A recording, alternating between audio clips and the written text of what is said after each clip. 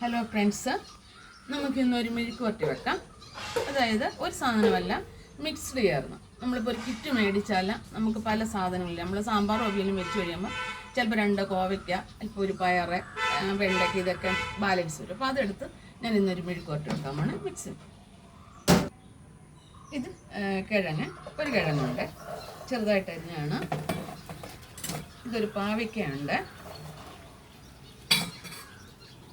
ഇത് ചെറിയ 2 ക്യാരറ്റ് ഉണ്ട്. ഇത് ഞങ്ങളുടെ വീട്ടിലെ കോവയ്ക്കയാണ്. 5-10 ഉണ്ട്. പിന്നെ ഒരു സവാള ഉള്ളി,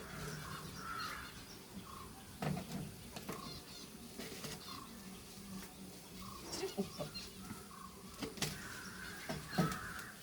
ശകല എണ്ണ,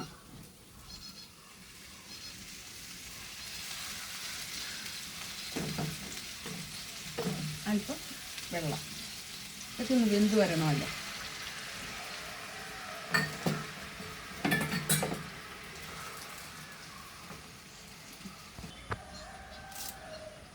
ഇച്ചിരി കറിവേപ്പില ഒന്ന് ഇളക്കിയിട്ട് വെള്ളമൊക്കെ ഒഴിച്ചല്ലോ ഒന്ന് ചെറുതിയിലൊന്ന് വെന്തോട്ടെ.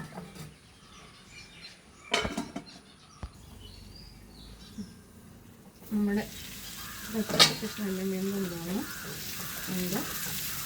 ഈ വെളിച്ചെണ്ണ ഒഴിക്കുന്നുണ്ട്. വെളിച്ചെണ്ണയും വെള്ളം കൊണ്ട് ഒഴിക്കുമ്പോൾ അടിക്ക് പിടിക്കത്തില്ല.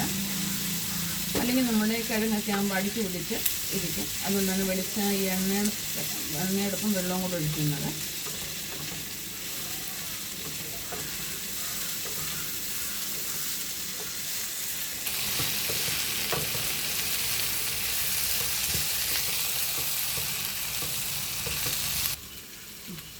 ഇച്ചിരി മഞ്ഞൾപ്പൊടി, വറ്റൽമുളക് പൊടിച്ചതാണ് ഇടുന്നത്. പച്ചമുളക് ഞാൻ ഇട്ടില്ല. പച്ചമുളക് പൊടി, ഈ പച്ചമുളക് ആകുമ്പം ഒരു ടേസ്റ്റ് വരത്തില്ല. ഇതാകുമ്പം നല്ല ഭംഗിയുള്ള കാണാൻ നല്ല ടേസ്റ്റുമാണ്.